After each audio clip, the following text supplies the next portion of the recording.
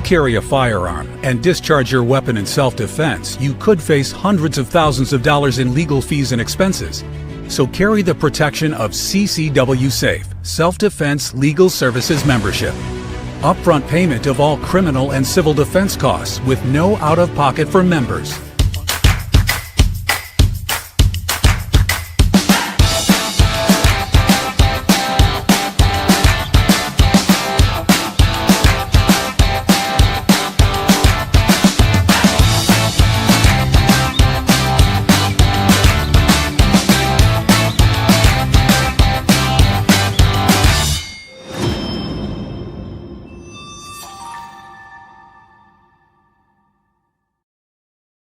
And we are back. I'm Chris Evans, the CEO of Survival Dispatch, joined this evening by my good friend Khalid Mohammed from Command 11 in Pakistan, aka 008. If you have to ask, that means we can't tell you. Directly below us, my good friend Major General Paul Vallely, the legend, Special Forces soldier, several deployments to Vietnam, has advised pretty much every president since then. When did you, how old were you when you retired, when you stepped aside? Oh, goodness. That was 1992. I think I was 60. Let's see, how many are 20 some years ago? Yeah. Well, I'm 85. I'll be 86 in a couple months here. But yeah, I think I was in my 60s, somewhere in there. That's 1992. Awesome. Yeah, out of Honolulu. It was a tough assignment. Yeah, absolutely awesome. Plus, for some people that may not know this, you're the founder of Nemo Arms, the only firearms manufacturer has semi-automatic rifles approved by the Department of War for snipers. Yeah, exactly. Yeah, the Omen, that's our top sniper rifle. Yeah, and I mean, I got to ask you, you still haven't sent me one. I thought we had a deal on that. Oh, well, look, they're about $6,000, $7,000. I'll have to look into my pocket here and see what I can do for you. Well, you can always send me that what is it? Is it a 300 Win Mag with a little short barrel? Yeah. Well, the great thing about it, we designed the first magazine-fed sniper rifle. All the sniper rifles were bolt action. Most of them still are today. Yeah. So we could put a 14, 20-round magazine in the sniper rifle, fire out over a mile, almost in some cases, and it was ranked in the top 5 sniper rifles in the world. Well, I don't believe you. You have to send me one so I can test it to get back to you on whether or not that's a credible claim. Okay. What I can do. I'm just kidding. So tonight we've got the general for half an hour. We're going to get his input and take on Charlie Kirk. If you caught the article that we published on Dead Drop Intel a few days ago, you saw the picture of the general with Charlie Kirk. And he's actually written 2 articles on it now. And before I forget, I have one more thing I want to share here that's pretty awesome for our audience. If you see that white arrow on the screen there, the left side of the picture, that is General Paul Vallely in 1957. And the caption at the top says 57 Chevys weren't the only thing that were cool that year. What an awesome picture. That's fantastic. Where were you in the process of being in the military at that point in time? Were you infantry, private? No, I was a first year plebe at West Point, and this is a shower formation that we had every night, no more than 60 seconds in the shower. And so the cadet senior there was in charge of our beast barracks. That's what we called it the first 2 months at West Point. He stuck a cigar in all of our mouths. Right on. But I was only 17. I'd just come out of high school a month earlier. That's absolutely amazing, General. So before we dive into Charlie Kirk, I got to pull up just one thing quickly here. There's a page on Facebook, and I'm going to put the link out to y'all in the live chat, called the Leslie Feinberg Gun Club, that is encouraging more violence like we saw last week that took Charlie Kirk's life. My wife has reported this channel. A bunch of people have reported this channel, and Meta hasn't done anything about it whatsoever. I don't know what else we can do other than ask everybody to chime in, add your voice to the displeasure. I mean, if any of us were to post something like that on social media, they would nuke us from orbit in a New York minute. So I just put the link out there. If y'all could basically file a complaint that they're promoting violence, we would appreciate it. All right, let me get to everybody on stage here. General, I'm going to bring you center stage. And I want to hear your initial thoughts on this horrible tragedy of Charlie Kirk being assassinated.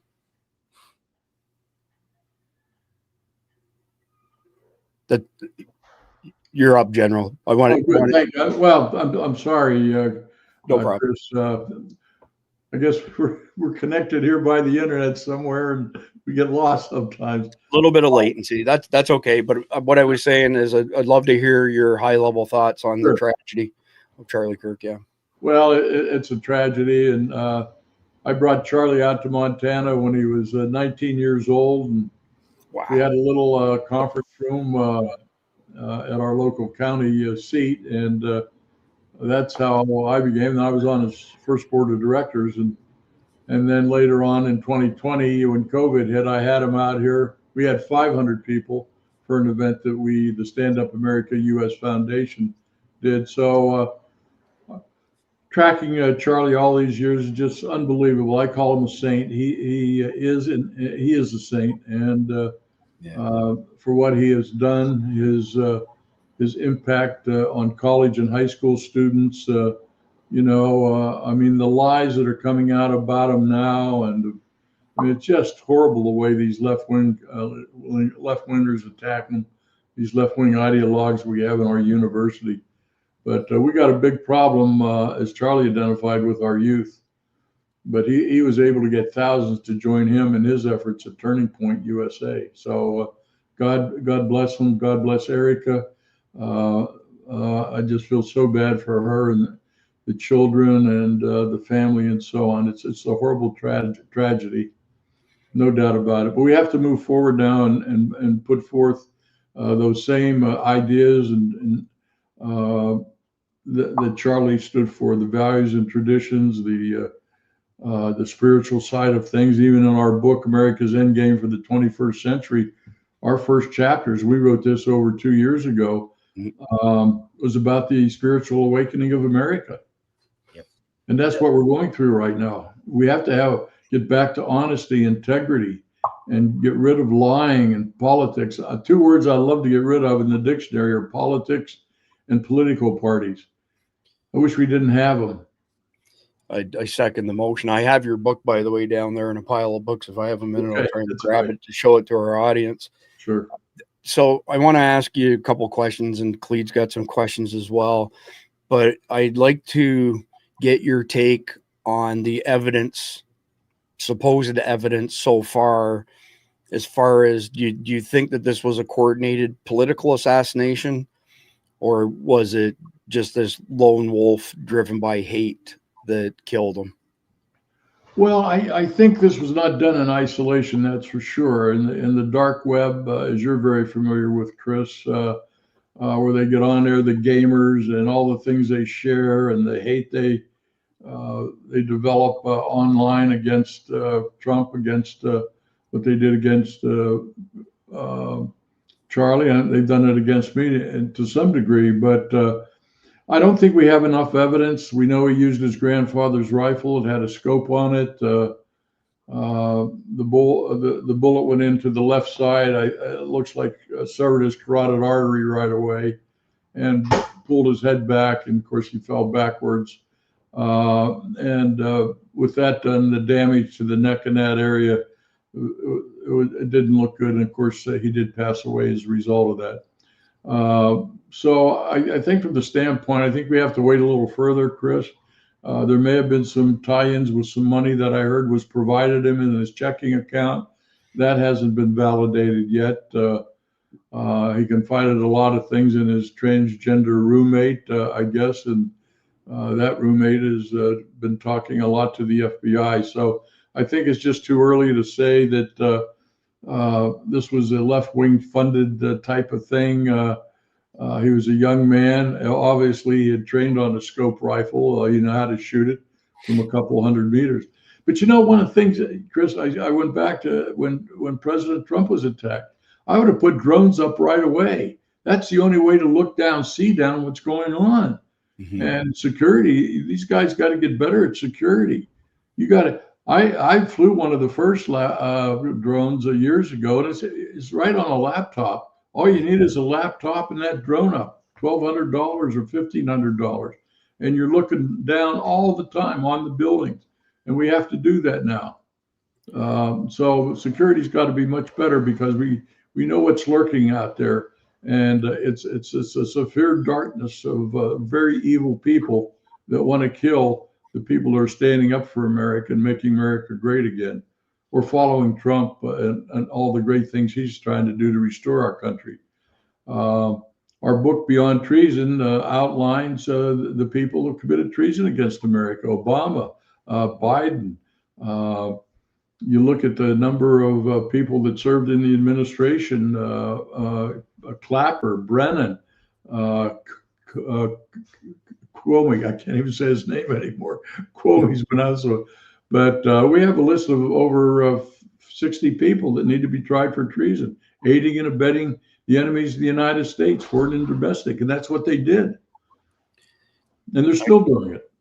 I just got a couple quick things, and I'll let Clee ask his questions. Would you be surprised to learn that the most current polls show that registered Democrats, only 8% of them believe that it was a mentally unstable, left-wing radical, and that 92% believe that it was a Trump/MAGA supporter that shot Charlie Kirk?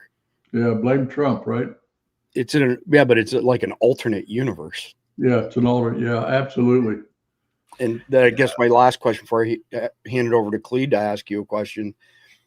Do you think that we should be suspending outside events until we've got some SOPs in place that do a heck of a lot better job? Absolutely. Until they have security where the area is really completely swept prior to, and then you've got to use drones today. If you're in an outside area, and with these scopes that they have today, these modern rifles that were basically developed mostly for the special ops forces in our company, anyhow, Nemo Arms, that hunters and marksmen and so on. So I think from the standpoint of making sure we have a secure area for any outside. I was invited to go down to Arizona in October at an outdoor thing, but since I have a hit out on me from ISIS, I'm not going to do any outdoor events.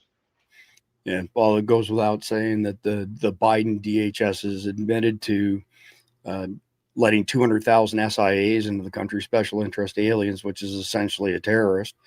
And if they say it's 200,000, what's the real number, right? Significantly higher. Yeah. And you're probably aware that not too long ago, there were credible threats made against GWAT veterans, especially officers in the Tampa area, where they were potentially seeking revenge against them. Sarah Adams came on and confirmed that piece of intelligence as well. So they're looking for retribution, most definitely. Khalid, shoot with your first question. Okay, General Saab, my question is, it's a two-part question. First question is this: why is the media so divided now? You have a very clear division of left and right. Why do you think we've gotten to the point where we now have to take either this position or that position? Well, I think it's been developed over decades now. I mean, even back in Vietnam, we had the media attacking that war early on, and us that came out of Vietnam. And so a lot of it, Khalid, has been developed in our schools. I track it back to the late 60s during when the anti-Vietnam campaigns were being waged. And then the left-wing professors that we had at that time came out of Cal Berkeley, for example. And over the years, even at West Point, these left-wing professors that were recruited for the military academy came in, and they start switching a focus from engineering and warfighting strategy tactics to these social programs over here. And that's where they let CRT, critical race theory, DEI in, and all these left-wing communist ideologies. And they completely create cancer within an organization. So they've created all this cancer in the media, and they school these young people coming out of journalist schools, I understand, and it's all left-wing.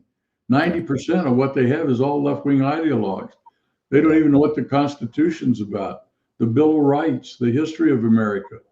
And so it's been a systemic thing. And again, I track it back to the Vietnam time in the late 60s when this all started. Okay. So my next question is, it's still with the media, but the question is this: that if we can see an attack like what happened with Charlie, and we saw the media completely divided on it, Right. They were, blaspheming, slandering, everything they could say negative about Charlie, they were saying. Right. If hypothetically, if there were to be a major attack inside the United States, what do you think the media is going to do then? Are they going to blame Trump for it? Are they going to actually accept that maybe they had something to do with it? Because the reason I ask, sir, is because the left wing is very hostile. Yeah. They are very aggressive. They've trained with weapons now. So that's where my question comes from. I think the population at that point in time, if that would happen in that crisis situation, where we were really in a civil war, we're in a war where both sides are taking up arms. And I think at that time, the media would be put aside, just like it was for the most part in World War II, for example. We had war correspondents. We didn't have the TV then and so on. So I think they'll be overshadowed by the Americans that will be standing up for America to put these progressive leftists in their place and hopefully eliminate them from America.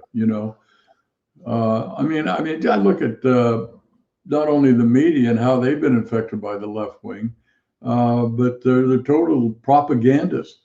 I mean, you look, Khalid, they put out the same statement every day. If you listen to a Democrat, he's saying the same word. So it's like someone's developing all that in the morning, then they put it out to their network, and they all say the same thing. There's no cognitive thinking among these left-wing Democrats.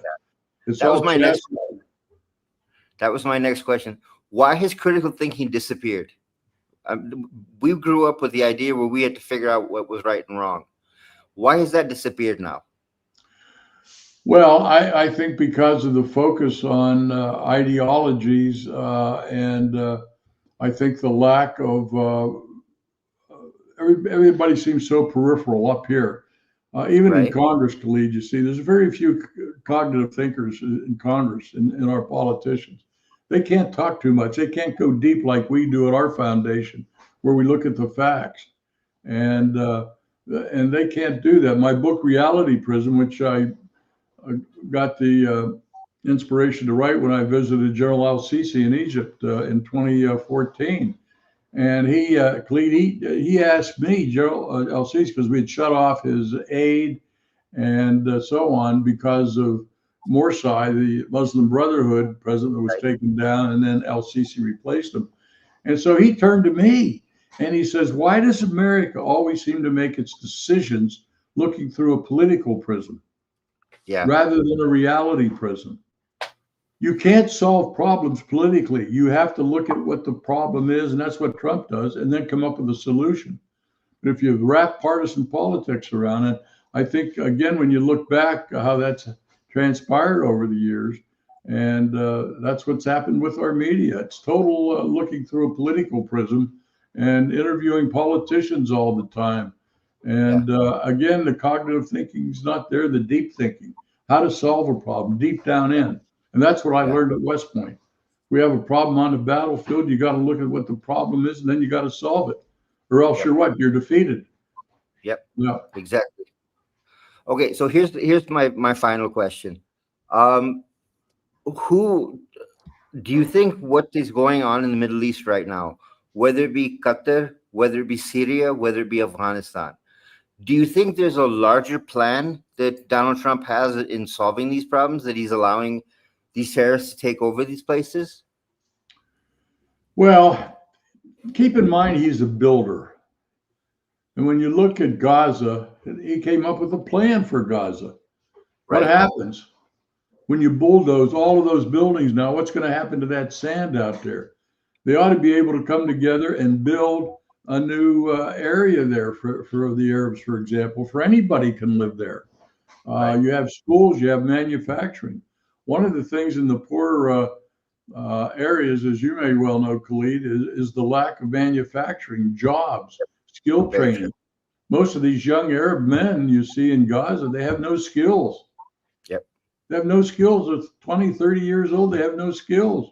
They haven't been training in schools. Rather, they've been training to, hate the Jews, hate Christians, and so on.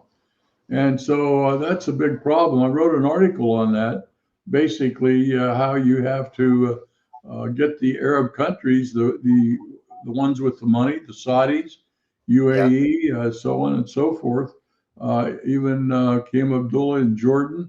And so they've got to fund the money to provide new cities out there. I mean, everybody says Palestine. Well, there is no Palestine. Palestine doesn't exist. There was an area in the biblical times. There's no two-state solution. There's no way that's going to happen. If you have a two-state solution, that means that state, they've got to have borders. They got to have a government. They got to have maybe an airfield. They got to have a road network. You got to have manufacturing. That's what a state does. Yep. And so that's why that two-state solution is never going to work. But anyhow, that's just sort of where I'm coming from on it. Okay. I appreciate that, General. I've got a few questions left too. We've only got about eight minutes left to go, but I'd like to hear your thoughts on the legacy media downplaying the transgender component in Charlie Kirk's death. Well, we got to downplay it. There's too much focus on that transgender stuff. And I even hear that some of these people, even the governor of Utah, while he was transitioning, the roommate out there, transitioning from a male. Well, you can't transition from a male to female. You can put on a dress and become which would look like a female. But genetically and biological, it's not possible. Corporal so Klinger. Transition. They can cut off all the things they want and replace the parts on your body, but you're still what God made you, either a man or a woman. And so we got to take emphasis off of this and get those books out of our schools on LBGQT and all of that stuff, and not allow any hospital or doctors to do anything that alters the body of a 12-year-old or 13-year-old. I mean, this is sick. It's depravity as far as I'm concerned. Well, let me come at it from a different angle, General. Up until 2018, virtually every large health organization, including the WHO, classified transgenderism as a mental illness. And when they decided that they were going to use the transgender community, whatever you want to call it, to divide us, because I believe we've crossed the Rubicon. People like myself, I am not reconciling and shaking hands with anybody who think that you can cut your body parts off and become the other sex. I personally think you have to be mentally retarded to believe in that sort of thing. So when I say transgender side, I don't just mean this Tyler Robinson and his boyfriend. I mean, in the grander scheme of things, virtually every active shooter in the past few years of any note has been a transgender taking SSRI medications, which side effects include suicidal ideation and homicidal ideation. And it's bad enough that these people are mentally ill and not being treated. We had 550,000 inpatient psychiatric care or beds, in hospitals in 1950. We have less than 40,000 now. So we've released them on society. We've put them on drugs like SSRIs. Yeah. And here's where it offends me is we are now being told that we have to participate in their psychopathy. And I'm personally not doing it, but that's what I meant by the transgender angle. Yeah. Bigger picture. It's got a great impact around in our schools and in our society, and it's got to go away. That's a tough one we're facing right now. How? Now, if a young man wants to wear a dress and go to school and pretend he's a woman, I guess he can do that. I don't have any problem. But when you start trying to have organizations and funding of these people to change our society and our spirituality and the belief of a woman and a man, I mean, that's just one of the areas where we've really got to put our common sense hat on and say, this can't exist in a healthy society because it's not healthy. It's like cancer is not healthy. Yeah, agreed. I was saying Corporal Klinger, you know, and even he didn't believe he was a woman, right? Oh, no, he clowned around. Klinger did, yeah. Section 8, you know, looking for a Section 8. You have a background in intelligence as well, General, that some people may not be aware of. And I'm curious if there are any steps that you think should have been taken to pick up on the warning signs from this particular individual. And it sounds like now they've discovered a Discord chat that Khalid has information on, where it was actually a group of them, you know, plotting and scheming together to kill Charlie Kirk. Is there anything we could have done to have caught that, or is it just pie in the sky thinking? Well, we got to look at these social platforms, what they call the dark web, and you know, we got to disallow some of that stuff because it's an infection, it's cancer, and it destroys a society. It's destroying the minds of a lot of very young people at a very at an important age in their life, and so trying to get them back in reality is going to take some form of religious understanding, a spiritual awakening that you've got to do the right thing. And we know, you know, if you're doing the right thing or not. Mm-hmm. You know, West Point, Chris, I don't know whether I told you this story, but the superintendent and up there the staff, they took a cadet does not lie, cheat, or steal. That was our code at West Point. A cadet does not lie, cheat, or steal. Well, they came out and says, well, since we have many young blacks coming out of the ghettos, poorer areas, and others coming out of the poor, they never had the values that, and so they started calling aspirational. Lie, cheating, or stealing is aspirational. It's not aspirational. Either you lie or you don't lie. You cheat or you don't cheat, or you steal or you don't steal. And that's what they tried to do at the academy. It's aspirational. No, it's not. So they degraded the honor system at West Point. Wow. And we're trying to build that back now with a new organization called the MacArthur Society of West Point Graduates, and look for a lot of support from the American people for that foundation that we set up. Yeah, we've got so many battles, Chris and Khalid, that are facing us, not only internationally, but internally. But you have to have a plan, and you have to defeat those enemies called the enemies of the state.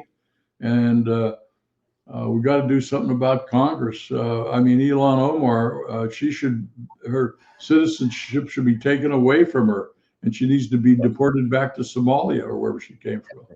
And the $30 million that she's been greased with over the past few years needs to stay here. One last question for me, then I'm going to give Khalid the very last question of the night. And that, do you have any advice, immediate steps that Americans can take to improve their security today? Yeah, number one, make sure in your communities that you have what I call Patriot Guards. They could be working with the police in case things really tilt on the bad side, where you have more of the left-wing ideologues becoming armed, trying to kill more people, getting more vicious. So you got to be prepared locally, Chris. There's no doubt about that. You got to be able to work with your local sheriff, but you have to be on guard as well. I mean, that's never going to. It's not going to happen in Montana. That's for sure. We take care of our own out here pretty well, and our animals. Amen. So, anyhow. No, amen to that. Thank you. Before Khalid asks you his question, Sure. This is a great book from the General as well. If you can see it, Endgame. You can get this on Amazon with the rest of the General's books. This was the first book from the General that I actually read. Oh, great. Yeah. Or standupamericaus.org. Then I can personally sign them. That's awesome. Yeah. That's awesome. Khalid, you get last question, and then we're going to, General and I, we're going to jet, and you and S2 can take over. Okay. General, you remember when Ronald Reagan was president, I'm sure. Yes, sir. Numerous times he would talk about America being the shining city on a hill. How do we get back to the shining city on the hill? Great question. You got to start again at the local level, in your schools, your towns, your counties. You got to make sure whoever you put in office is properly screened and vetted. Don't elect somebody based on being a Democrat or Republican. Vote for people who will lead and can make decisions are cognitive thinkers, solutions. That's what we want from our leaders in our various government positions at the local, state, and federal level. There's always going to be challenges out there. There always has been, historically in any country like Pakistan, where you are, and other places, that it's a culture, and there's evil within these cultures, and that's what you have to weed out. And then, like our organization, we've been around over 20 years, the Stand Up America U.S. Foundation, but that's what we encourage. Have values, trust, integrity.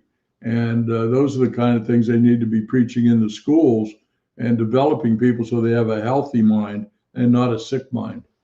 So excellent. It's a challenge. There's no doubt about it, Khalid. We've got a fight ahead of us. Yeah, it's a big fight. But thank you for that answer.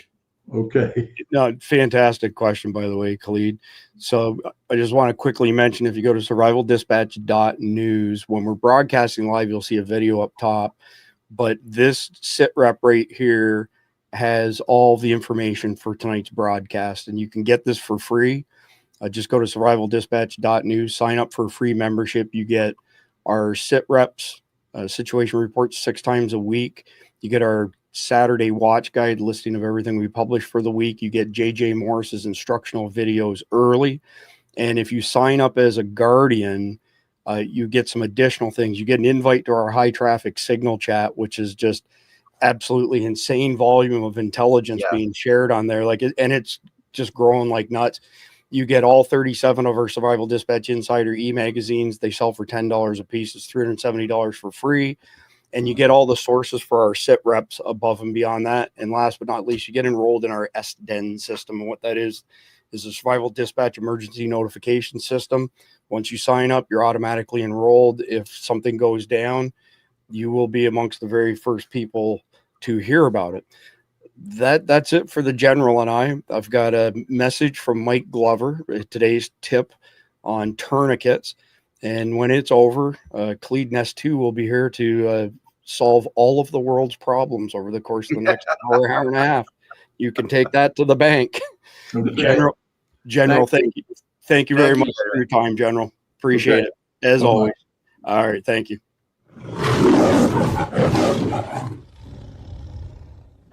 Hey, what's going on, guys? Mike Glover here with another pro tip brought to you by Carnival. Hope you guys are having a good week.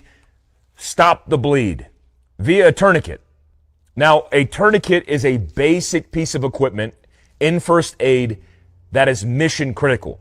You should have one on your person. I don't care if it's in your purse, European man satchel, or your pocket. Have one on person. Now, this is a Cat 7 tourniquet made by North American Rescue, and it's NAEMT certified. You don't need to remember the acronym, but what you need to know is it's vetted, proven in combat. So this is the basic principle of how a tourniquet works. You have a loop in circumference around the extremity, arm or leg. You pull it taut. In this case, we're going to go above the tri and bi between the deltoid, and we're going to apply the Velcro all the way around. We're going to turn the windlass. The windlass, when I went in the Army in the 90s, was a stick via a cravat, a piece of cloth that went around your body. We're going to turn this until we can't turn it anymore, or until we stop the bleed, and we're going to lock it into position. We're also going to take this tab and ensure that it's covering this so it doesn't come undone. Now, it's really easy to stop the bleed. It only takes minutes of your time to learn, and the application happens in seconds. But here's the primary issue that I've identified in training first aid and stop the bleed. Many people don't understand. When you have an extremity bleed, an arterial compromise, you have to get to a higher level of care, which means applying the tourniquet and stopping the bleed is the easy part. That's when the journey begins. What you do after is more critical because you still have to transport yourself or the casualty. A couple checks, 2 fingers, making sure there's no space behind the tourniquet, and obviously looking at open lacerations to see if anything is bleeding. This tourniquet is only held on by the Velcro that is attached with the male and female portion. You let that go, all the pressure is gone, right? And you can't stop the bleed. Make sure you have a plan to evacuate the casualty. You know where level 3 and level 4 trauma centers are, and you have the right equipment to stop the bleed in the field. Guys, I appreciate you. Thanks for tuning in to another pro tip brought to you by Carnival. We'll see you next time. Peace.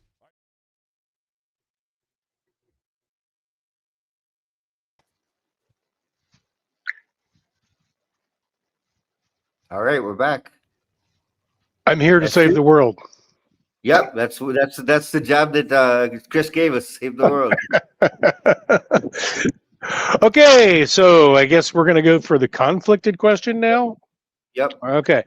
All right, everybody. So before I do this, please hit that like button. And here we go. In a post-apocalyptic society, modern and technological work are not immediately available. What do you think you could offer a community in exchange for food, water, and shelter?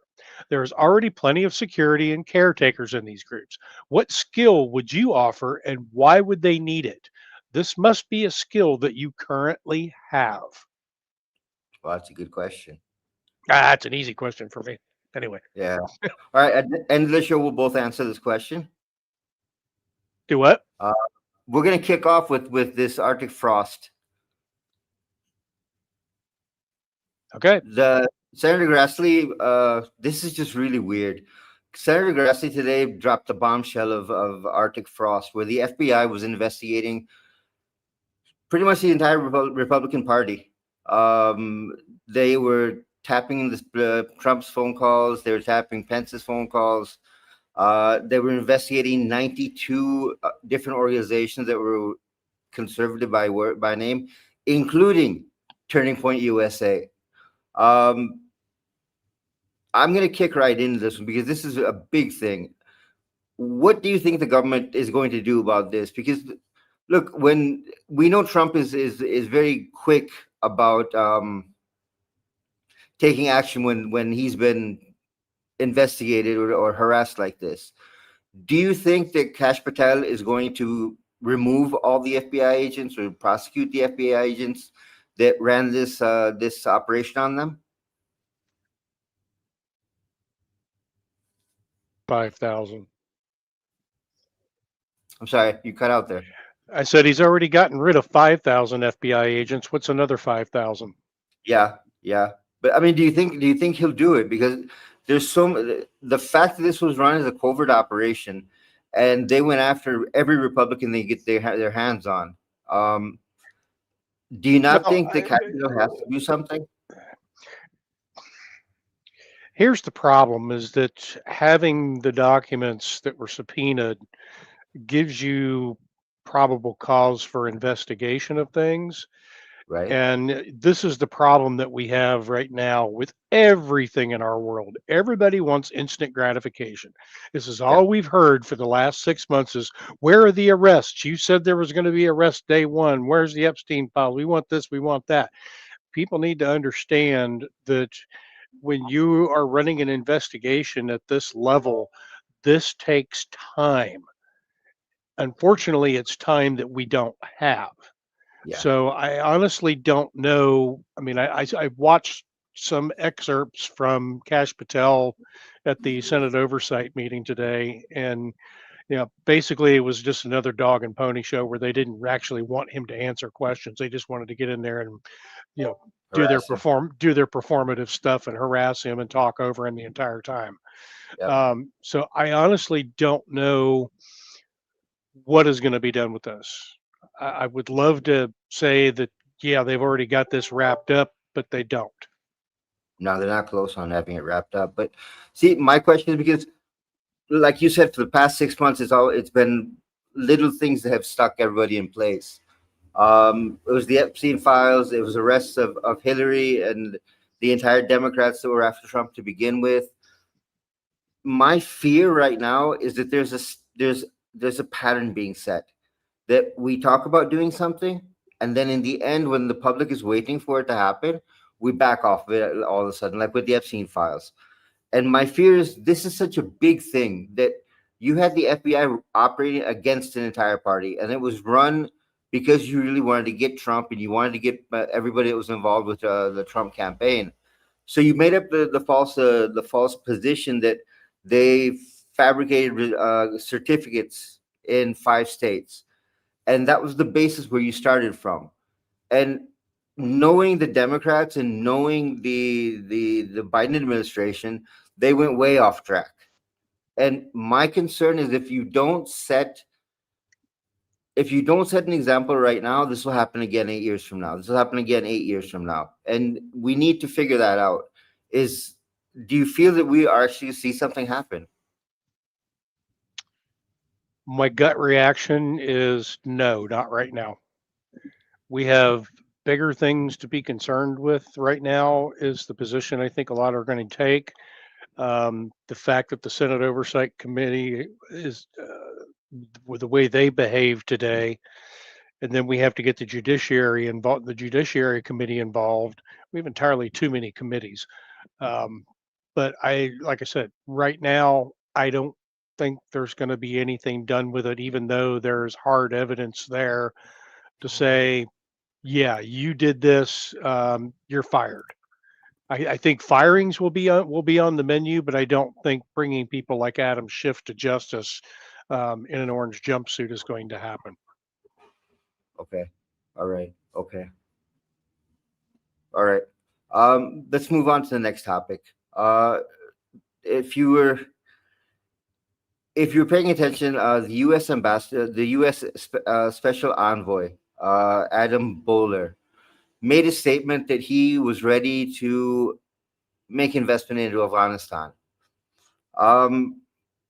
We're already giving them $87 million a week. We don't get anything in return for what we're doing, and now you want to turn around and invest in Afghanistan? That money's going to go straight to terrorism. It's going to go to the camps. It's going to go to the taking care of terrorists. Have we not lost our mind? I want to know what we're supposed to get back for it.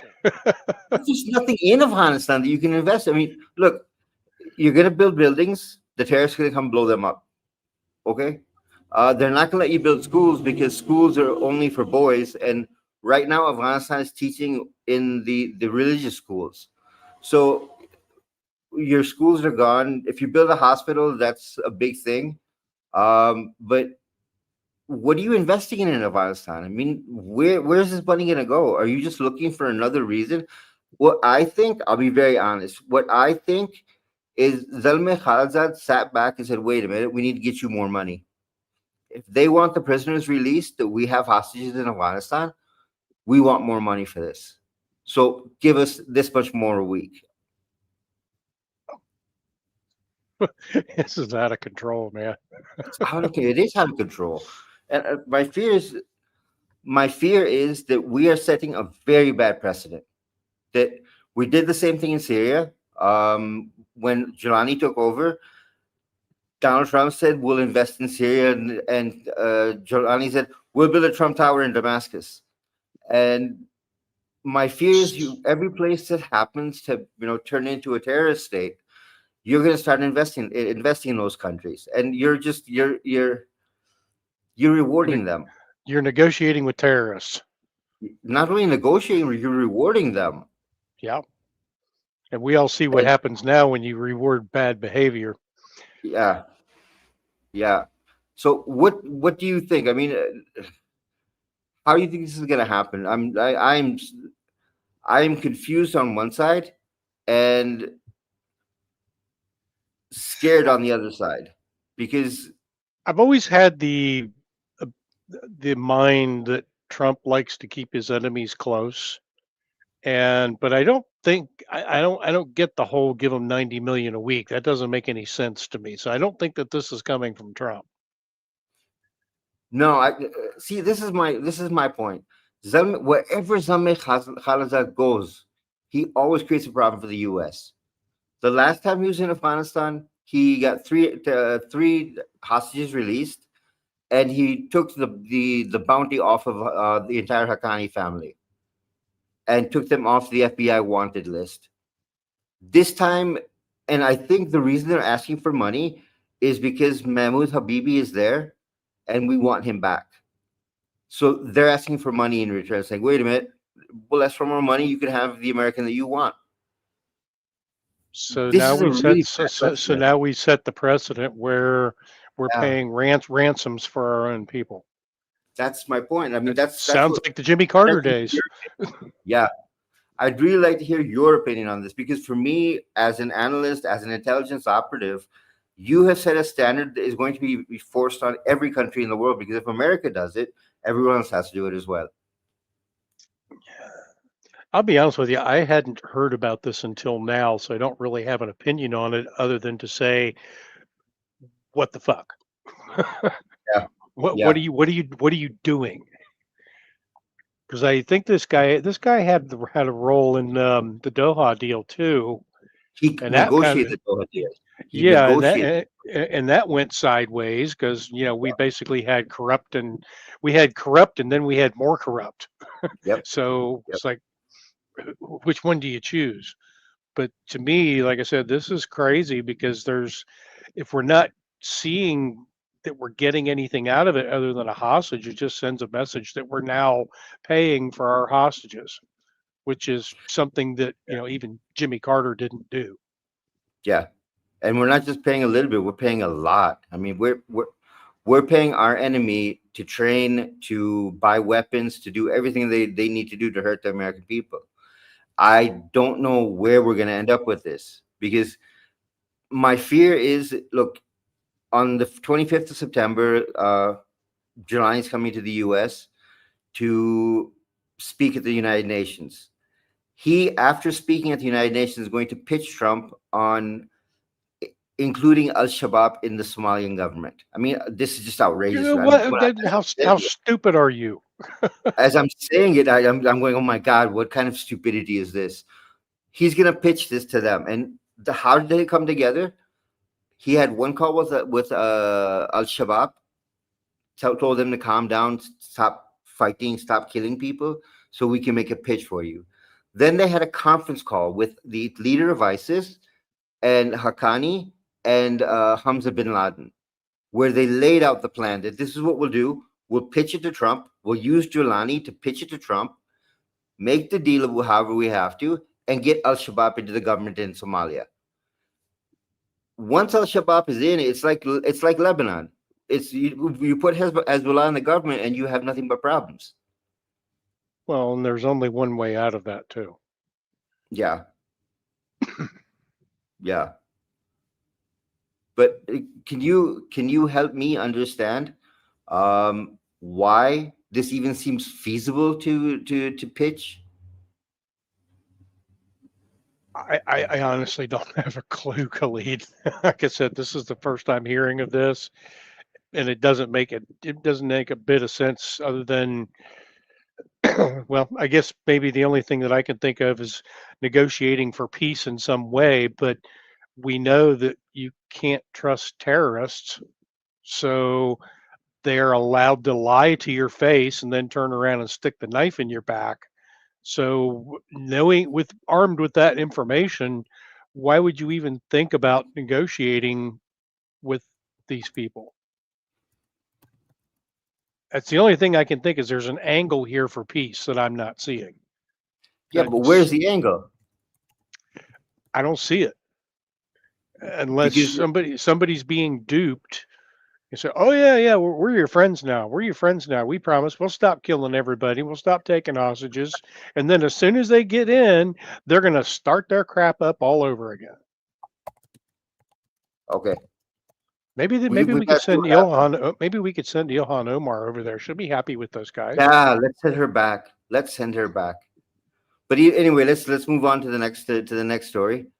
The Florida National Guard has built a type of Trump's new National Guard response. They have figured out how to use them for counterterrorism. They are using GWAT vets that were in Syria, Afghanistan, and Iraq, and Florida, because they've managed their money very well. They have extra cash to pump into this to make it effective. How do you think this team will be able to react? How does it support the police force, the SWAT teams? How does this give you an advantage with them?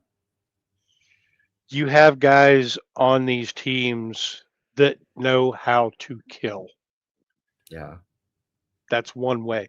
They will not hesitate, whereas police and SWAT and the National Guard are all trained to respond to things in a certain way that's not necessarily lethal force up front. The GWAT guys know how to see what requires that lethal force, which means that if they're hiring in people from the upper echelons of GWAT, they can train the lower guys that are coming in. I actually was talking to some of the guys at the Florida Guard about a couple of years ago when the state that I was previously in, we were looking to kind of do the same thing. And Right. unfortunately, our elections went upside down in that state, and we didn't get the governor we wanted because we had the support of the governor to do it. Um, but like I said, I think if they're bringing in guys from GWAT, they know how to identify the threats a lot faster and deal with the threats a lot faster and decisively than I say police departments or even the National Guard might. Okay. Okay. And if you compare this to the National Guard, what kind of an advantage does this give you as compared to the National Guard? It's state run. It cannot be put under federal government rule the way the Okay. National Guard can be. Right. Okay. That's the big advantage there is that this Yeah. is for the state only.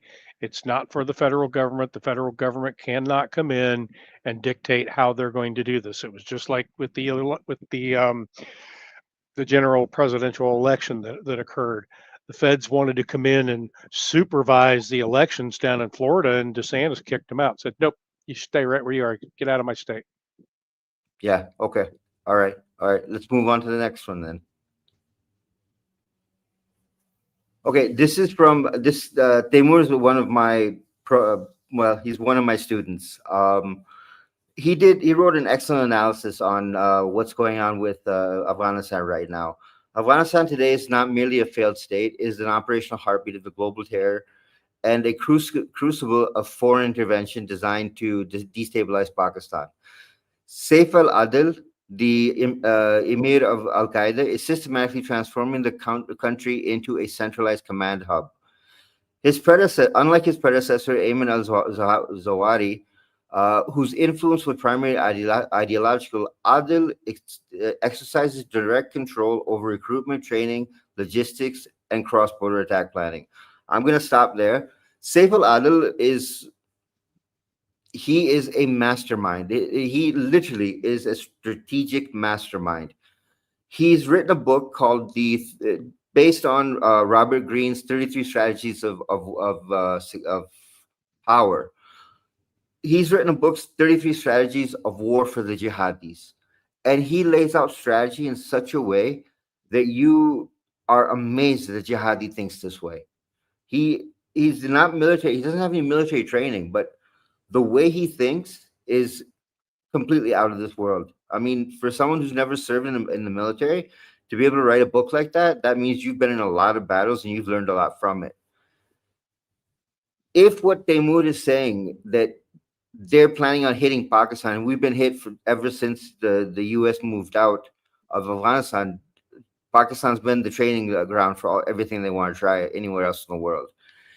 If their goal is to hit Pakistan, the big concern we have is back in 2007 when the Taliban took over the KP province. The fear was that they would move towards Islamabad and get control of the nuclear assets. Thankfully, we got them out of the area. We pushed them back into Afghanistan before they could move in anywhere closer to Islamabad, which is the nation's capital. But now with this push coming again, where do you think the U.S. will be able to stand? Because look, the U.S. has a strategic military and intelligence agreement with India. First question, do you think that the U.S. can help Pakistan if the Taliban attacks and not tick off India in the process? Well, the minute you said Pakistan, my first thought that came into my head was India. Yeah. That's why I put the first question is India, because when the U.S. has a strategic agreement with them, and tensions are very high between India and the U.S. right now because of the tariffs. How do you think, if the Taliban were to come full force against Pakistan, let's understand the military will stand up to them, but will the U.S. play a role of any kind? I mean, will they give us information? Will they move us troops in? Will they give us extra weaponry? What do you think is gonna happen? Because you can't let the Taliban get nuclear assets. Well, Pakistan has always been kind of a proxy ally anyway. I mean, going back into the 80s, back into those days, Pakistan was kind of the middleman between the United States and Israel, getting, or I wouldn't say Israel, but yeah, Israel. They were kind of the proxy between all of the warlord states at that point in time. You know, you had Israel that was part of that, where sometimes the arms were traveling through Pakistan to get to Afghanistan for the Mujahideen. Yep. So I think deals can be struck from both sides of that border without pissing off India, because yeah, we've got some tensions with India right now over tariffs. But we also have the ability to put sanctions on India to say that we're not selling you any of our oil. You can get your oil from Russia if you can get it.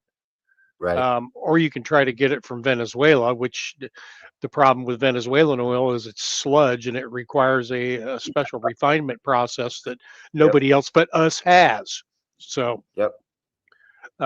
I think those kind of deals can be struck in that way to say that Pakistan understands that there is a terrorist element in Afghanistan. India should understand that completely with the Hotel Mumbai incident. Yeah. And they should understand that they have a common enemy that they need to bolster their borders up against without. Okay, I'm gonna follow up with that question. You do know that India is paying the Taliban to take out Kashmiri leaders, and they're paying the Taliban to use the TTP against Pakistan. That's not me saying it. There are two authors who've written books and written this in their books that India is doing this. We have proof of it. Oh, I And believe this you. and this started while the Ghani and the Karzai government were in power. That's when India moved in. I'll take you a little bit backwards. And I'll tell you what my fear is as well. When we supported the U.S. against Russia, I'm sorry, the Soviet Union, up until 1989, when the Soviets accepted their defeat and they moved out of Afghanistan. When they moved out of Afghanistan, Pakistan was immediately sanctioned. Immediately, Pakistan was sanctioned. That's when the Preston Amendment came out. Then, when we supported the U.S. in the war on terror, President Musharraf at the time, one of the conditions of our support was India does not get any space in Afghanistan because we don't want to be fighting on both borders. I remember you gave that. India space inside of Afghanistan and turned Afghanistan against Pakistan in the process, right? They already were mad at us because we supported the U.S. rather than supporting the Taliban. That was already a problem. But India decided they were going to play with that and fund and work and work and work and get this group against Pakistan. I have a story, 2009, or it was 2010. The American forces in Afghanistan were taking a TTP commander and bringing him back into Pakistan to hand over to the military. Afghanistan's NDS caught the U.S. military, and said, no, no, no, no, no, he's one of our assets. And this was published in the Washington Times and the New York Times. So Washington Post and the New York Times. India has already said that they are not going to give up on attacking Pakistan. My fear is if the Taliban moves this way, India will move this way. And the U.S. then has to make a choice. Do you support Pakistan, or do you let us have to fight both borders? That was where my question came from. But Sorry, I went over and I explained. Let's jump to the next story. No, that's okay. It's details that I didn't know, so that helps. That's there's a lot of detail here. Okay, an Afghan migrant raped a 14-year-old girl in France and fled to the UK. Abdul Ahmed Zaid, 36 years old, argues that he can't be extradited to France because French prison cells are too small and that would violate his human rights. He claims he'd be more comfortable in a UK prison. One thing I have to say, and I'm sorry I'm going to say it this way. We made that mistake back in 1979. We let the Afghanis come into Pakistan. We took them as refugees. They brought with them prostitution, drugs, and Disease. gun sales. And it has changed Pakistan completely. It's radicalized us. Everyone has a gun. Prostitution is still running in Pakistan at a very high level. And it's all Afghani girls, Their mentality, and I saw a chart maybe a week ago.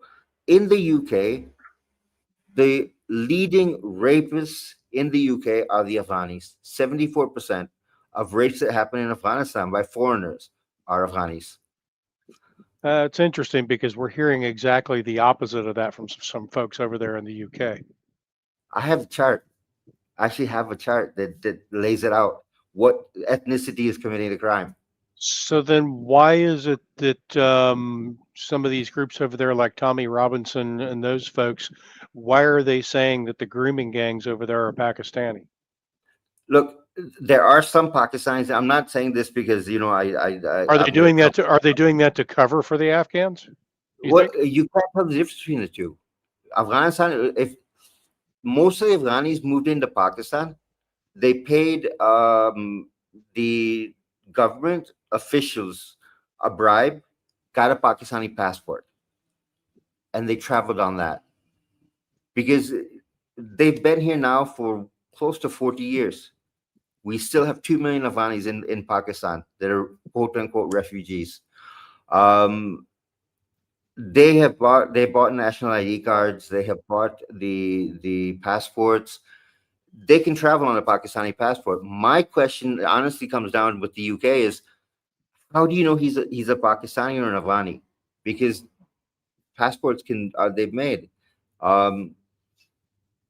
The grooming gangs. Well, at this point, what does it matter what nationality he is? He committed a crime. Well, that's my point. I mean, look, you committed a crime, you ran away to the UK, and you turn around and say, well, the UK prisons are bigger. I'm more comfortable here. That's the lamest excuse. Well, here's the problem: is over in the UK, they might put him in jail for 5 minutes, but they're going to let him right out. That's the way things are rolling over there. Yeah, the UK has gotten very liberal on this. But tell me this: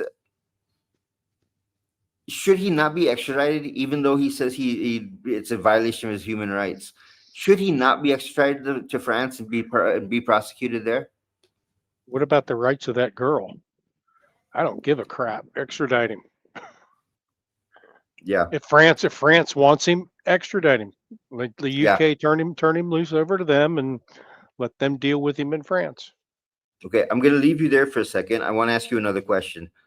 How can countries with open borders and with open migration, how do countries handle the problems that they're going to have because of this? Because we've seen Europe's problems. We see the same problems in the US, where they're walking around telling shopkeepers they need to stop selling alcohol. They need to stop selling pork. They need to stop. It boggles my mind. To be very honest, it boggles my mind that how do you go into another country and tell them how to live? How do nations fix this problem? I mean, this is going to spread, and I don't have an answer to that one. You do like we're trying to do right now. You round them up and you put them on planes and send them back to where they came from. Or the more extreme way is to let things happen, and eventually society will take care of it on their own. Yeah. And that's where it will go, because that's actually what they're looking for, is for things to collapse and turn to anarchy. And we've got a lot of threats in this country that we're facing from 84 different directions. Yeah. and Yeah. eventually the cork is going to pop. I mean, Yeah. we're already seeing things that are starting to materialize over in the UK, where you've got Tommy Robinson and his folks with their 1 million people showing up just for a vigil for Charlie Kirk. Yeah. And then you've also got their other planned event coming up, I believe, or did that already happen, where they were expecting another 1 million people? No, they had that march this weekend, and this past weekend, 3 million people. London There police you said. there you go. And like I said, the cork will pop eventually, and you've got 3 million people against how many? Yeah, Yeah. something is going to pop, Something gonna blow, yeah. and they'll say enough is enough. And like I said, eventually, the way I've envisioned all of this happening is, okay, the people have figured out that there's no rule of law coming from their judicial system, so then you'll start seeing covert killings occur Yeah. behind the scenes, and eventually, uh, I believe that some of these groups will be like some of them here in the United States, where we're trying to be able to open carry, or to be able to concealed carry without Right. having to pay a coat tax here, like it was what I Right. call it. And they're going to think twice about who they roll up on, because they don't know who's armed, and somebody might get pulled back into a dark alley somewhere and not come out. Yeah. Yeah. That's definitely a possibility. Definitely a possibility. Let's jump to the next story. Okay.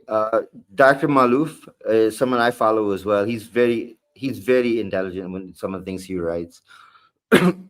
Who does?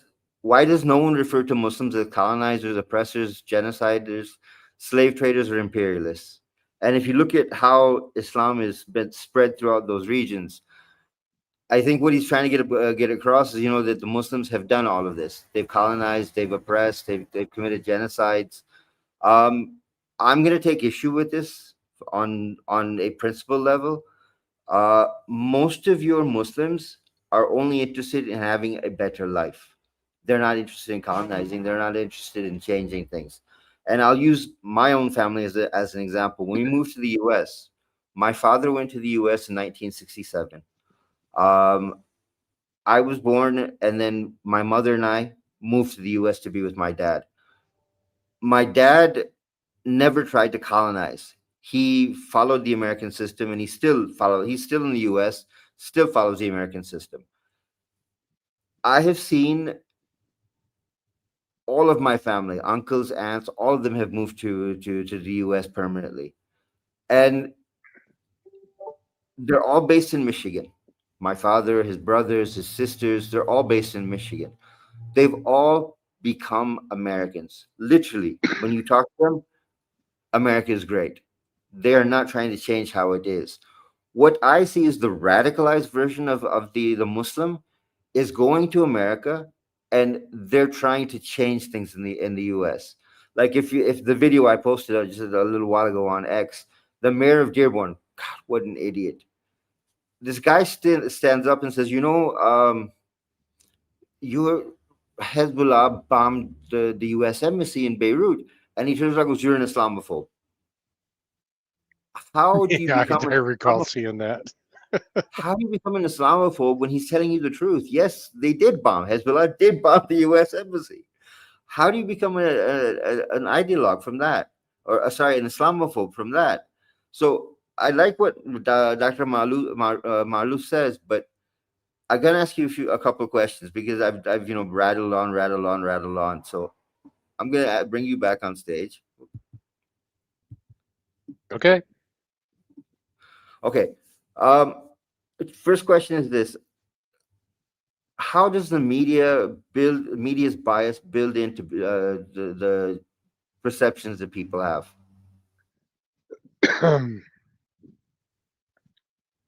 How does the media build perceptions that people have? How does the media's bias? How does the media's bias build perceptions? Well, it's a very simple technique. They just hammer it and hammer it and hammer it and hammer it until eventually it becomes a subject that people say, oh, please just stop. Okay, we submit to this, whatever this idea is. That's one way they do it. The other piece of it is they try to use soft language around things that makes it sound like, oh, it's not that bad. Or another technique they'll use is they will incrementally introduce um, certain words into their conversations that before you know it, they've got you saying it. Basically, I look at psychological operations, which is what the media is. I look at psychological operations as being they are salesmen. They have to sell you on an idea, and sometimes you get sold on an idea without you even knowing it. Yeah. I mean, one such thing is, I'll give you a for instance, if you go to a used car lot, the car lot salesman is trying to sell you a car that you don't really want, he'll start asking you a series of questions. And those series of questions will elicit a response from you, such as, um, well, do you like this color? Or do you think that you need or he would ask you a very simple question. You need a car, right? And Yep. you would nod your head yes. Yep. You need a car that has four wheels, and you would nod your head and say yes. And before you know it, you're just bobbling your head yes to everything he says. And he says, well, Right. let's go in here. We'll go ahead and write up the paperwork. And you're just sitting there shaking your head. And before you know it, you've driven You off the buy a lot with a car. car you didn't want. So Yeah, that's true. so it's kind of the same deal. Like I said, they put things out there that are psychologically geared to elicit a certain response out of people because they know it works. These are tried and true tactics, been used forever. Right. So that's how I think the media's bias does that. Now, why they have a bias towards this is another question. Why they have this bias is because they've been told to have this bias because they're getting paid to do it. Yep. The not necessarily the anchor people, but the people that are at the Yes. top of the food chain, like Yeah. the Rupert Murdochs of the world and things like that. They've got deals with these companies out there that are pumping in advertising money, millions and billions of dollars into their companies in there, and they're not going to give that up. So of course they're going to take orders from the people that are at the top of the food chain. Right. I'm going to leave you in the middle there for a second. I'm going to ask you one more question. Um, we all know what the Muslim Brotherhood is doing. That's the political arm of Hamas and Hezbollah. Their movement, their invasion. I'm going to call it an invasion.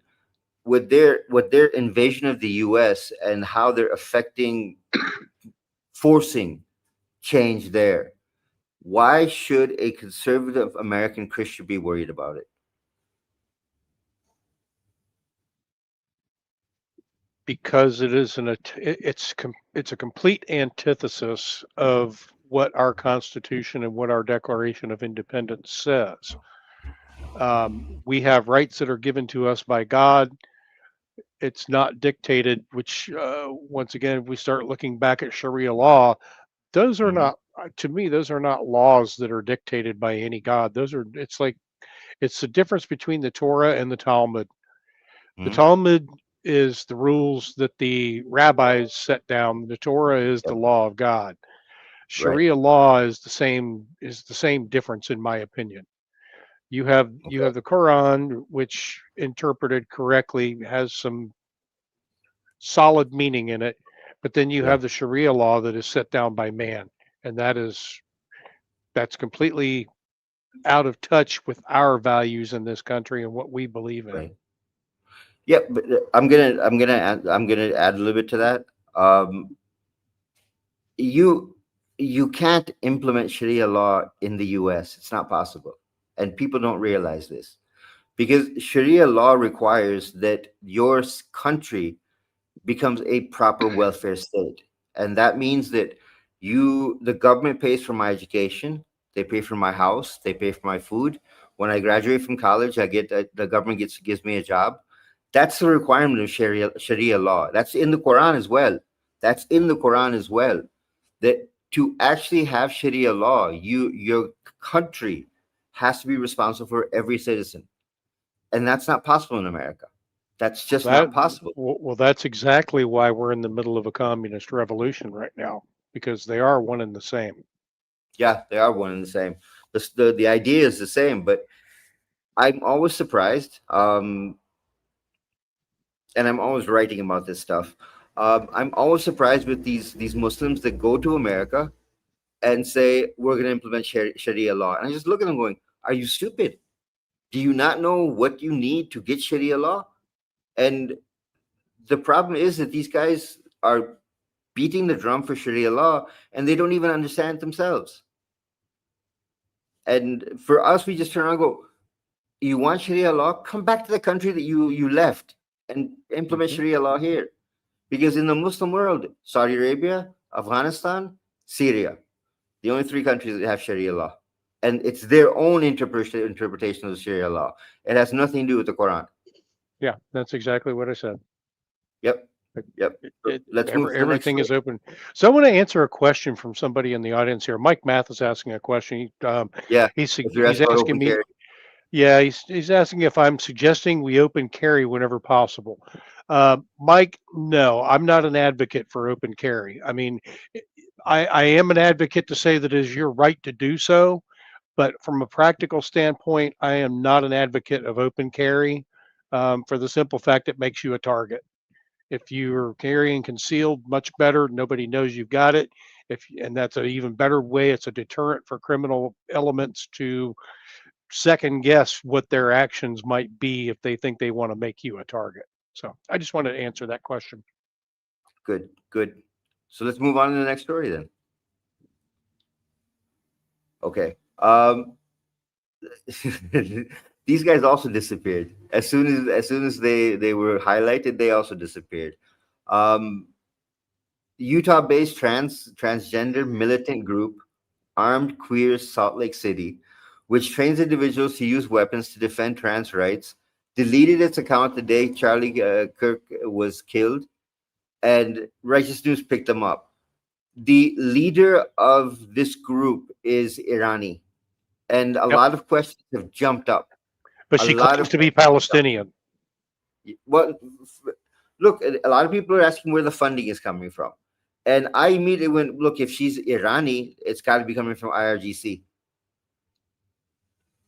Because it's an obvious click. Where the funding was coming from was I forget the name of it, this Utah diplomacy group that was out there. And they've disappeared also. Their website went completely blank now. Yeah. But did you notice that as soon as Donald Trump said that we're going after the Antifa, we're going after the militant groups, all these people disappeared. Their websites, their Facebook pages. It makes me ask a question, and I think I tweeted this one out too as well. What the hell are these social media companies doing? You're allowing militant groups to maintain pages, but you're not allowing the other side to talk. So if you got somebody on the right that is talking about terrorism or talking about a better way of life, talking about being a better Christian, you slow them down and you increase on the other side. So the militancy spreads. My question becomes, this is the question I have for you. My question becomes, who's actually responsible for this? Because at the end of the day, you're talking about someone being a facilitator. Why is it that these social media companies are facilitating all these people? They're facilitating the militant side, but they're not leaving the other ones to talk. I see it as a level of strategy of tension. So what ends up happening is these radical groups out there, whatever you want to call them, they go out there and they do something that is heinous or outrageous or whatever, and that gets people enraged over that. So then they suppress the people that are against whatever these radical groups are doing. And eventually the social media companies get the pushback from the people that are enraged by what these radical groups are doing, and they kind of help tamp down things temporarily. Basically, they try to keep the scales of the tension at an even balance at all times as much as they can, unless they want to force a response to something.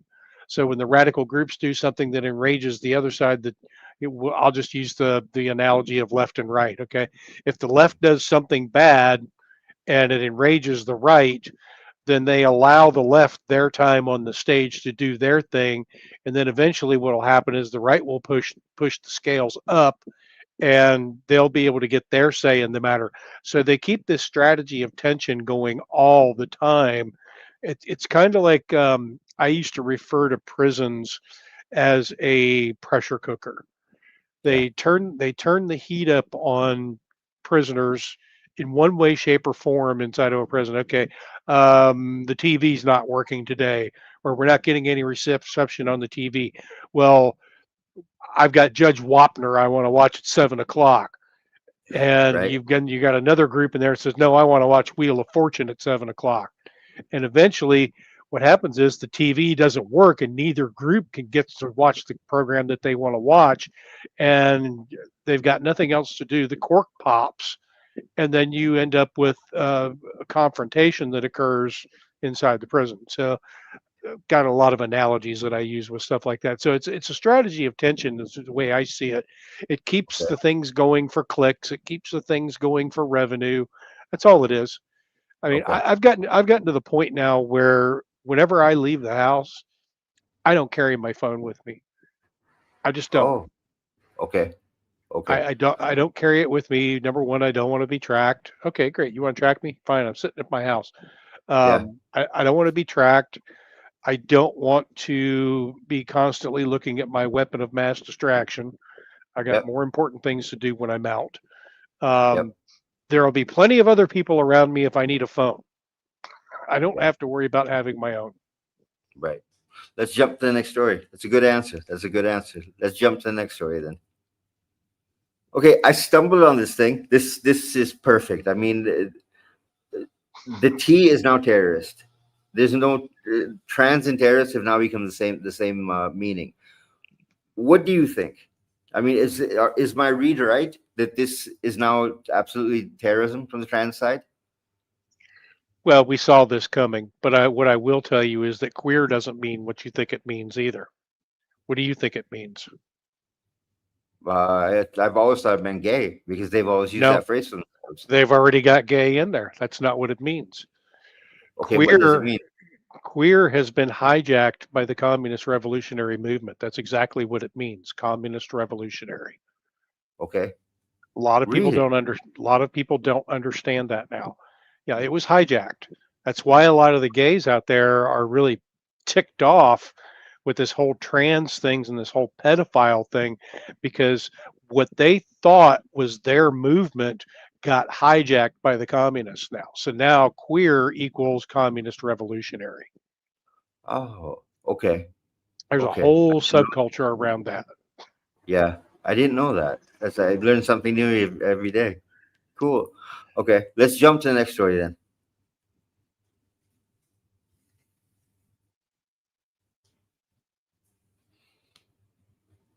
Okay, this has happened 2 or 3 different places. Someone came along and destroyed the memorial for Charlie Kirk. I saw a video as well where somebody tried to go after the memorial in, I think it was Phoenix, and he got the crap beat out of him. Why are people destroying more memorials? I mean, I don't understand. What is the problem with the memorial? Because it's the memorial enshrines what Charlie Kirk was about.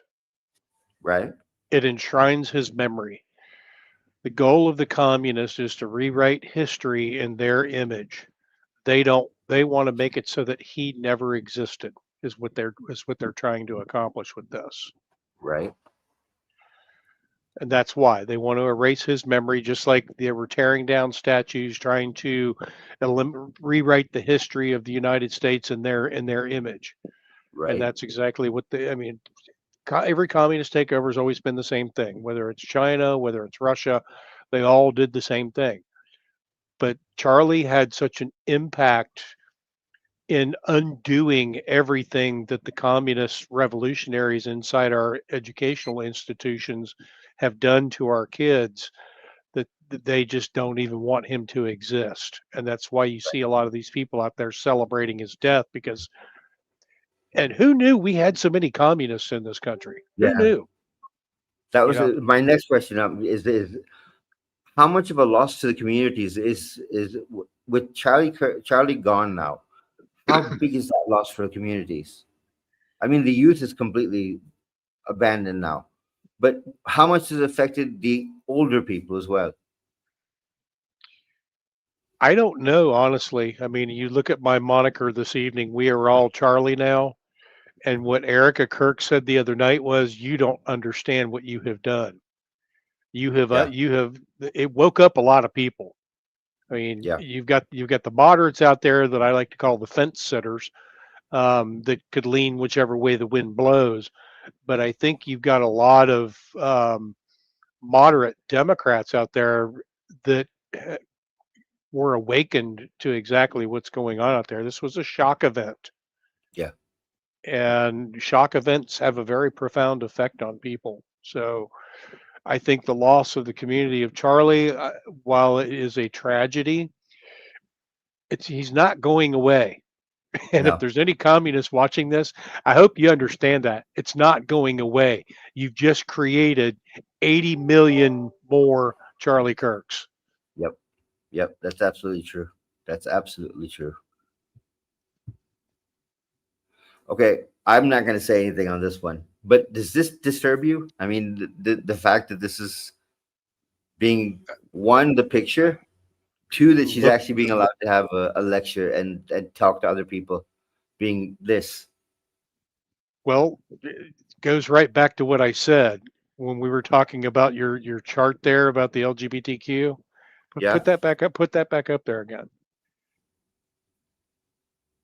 Not your chart, but the last thing you had up there. Yeah, This that. thing.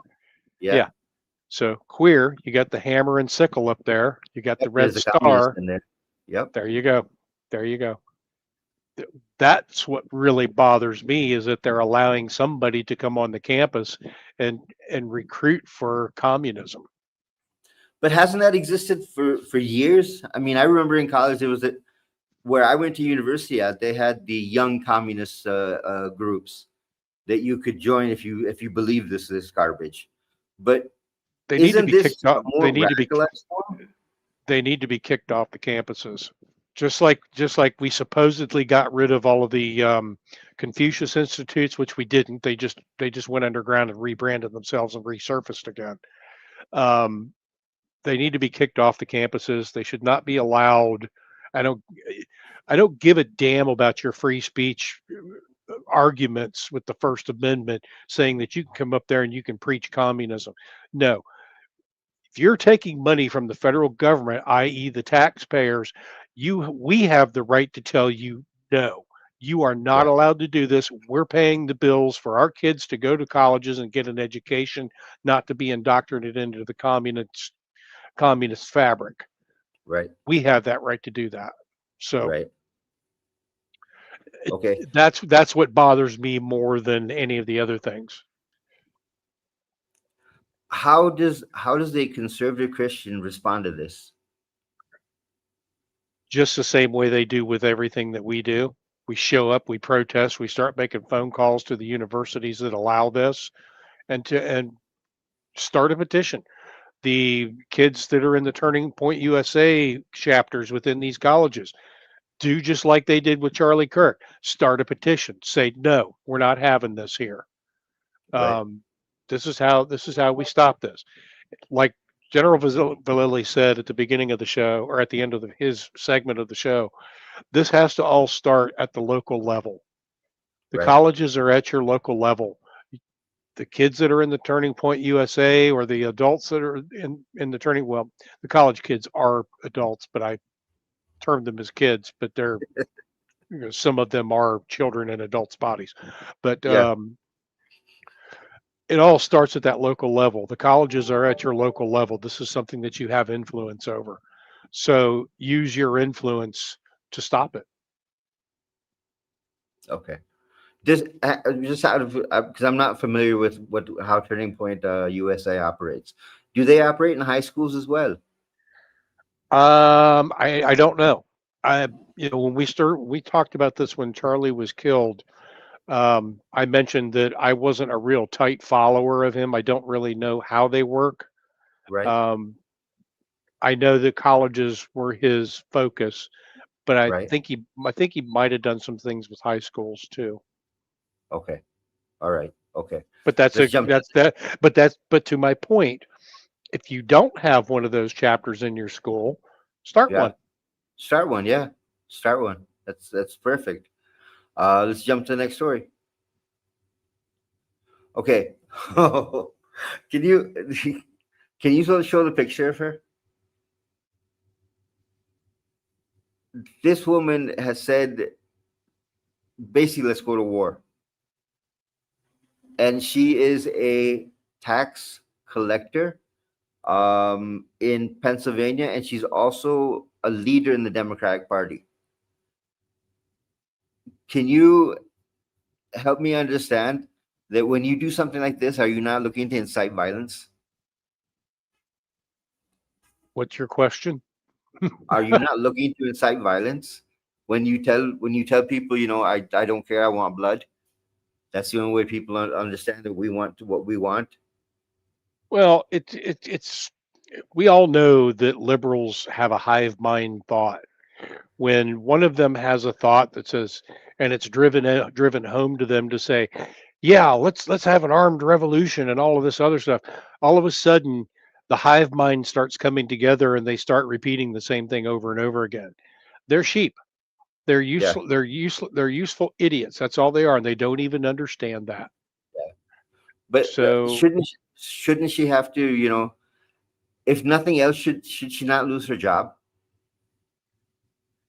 Because you're not going to get the Democratic Party to remove her as a leader. But shouldn't she lose her job with the government of Pennsylvania? that's been a question I've been wrestling with all day today because that's a double-edged sword. One of the things that the communists are talking about is people not being able to afford housing, people not being able to afford food, and all this other stuff.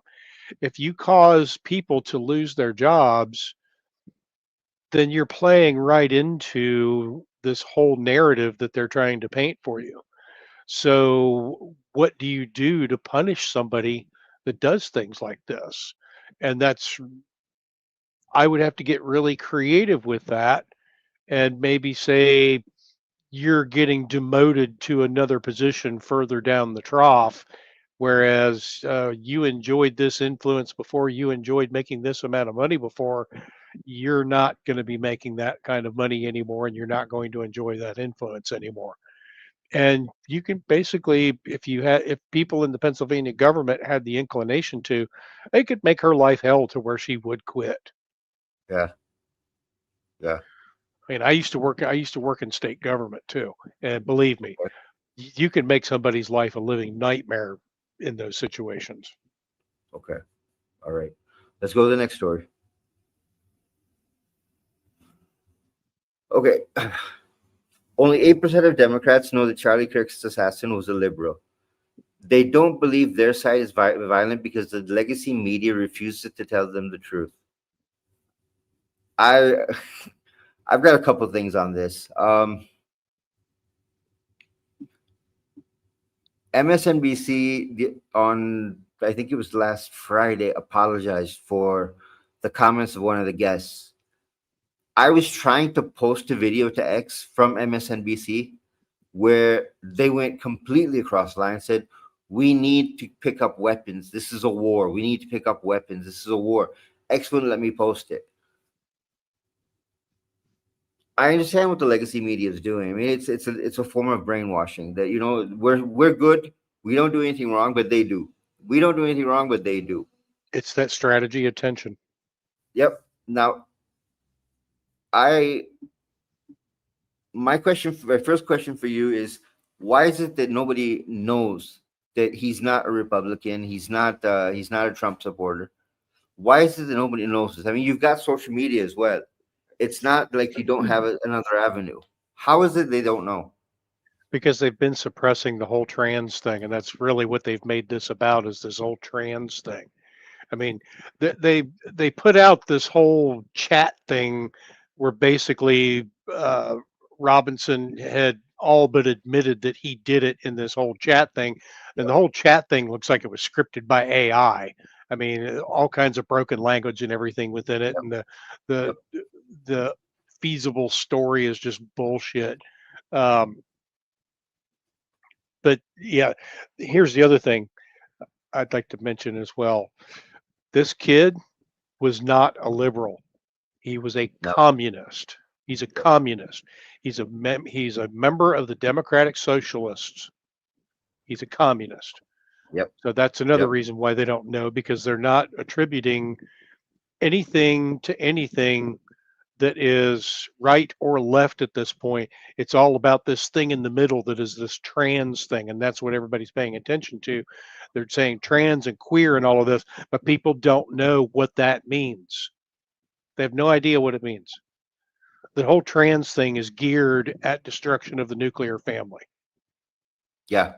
Yep. I agree with that which one. is a Yep. which is a communist construct. Yep. People do not understand that. Is Antifa also communist? They're anarchists. Okay. In fact, much of Antifa doesn't like the Democrat Party. They don't like the communists because they think they're too soft. Antifa basically is what I would call the anarchists. They're not nihilists, but they're anarchists. They want Okay. they want no government. They want to be able to set up their little communes to take care of themselves. They want no government. They want nobody telling them what to do. They want to burn everything down and do it their own way. Now, this is another thing that a lot of people have not understood either, is that because they're not communists, does that make them more dangerous than the communists? And where I Right. see it, the communists actually steer what Antifa does. Now, is that to say that the communists and Antifa don't work together? No, no, they absolutely will if there's a common cause there. But it doesn't mean that one is the other. And no, Cheesecake Antifa movement is not a communist movement. Okay. Okay. All right. Let's jump to the next story then. Hamilton County Judge Ted Berry on Charlie Kirk's assassination. How's he feel about gun violence and gun control in hell now? He should be disbarred. He should be disbarred. Yeah, this is just outrageous. Can you zoom it in so we can see the little chat window?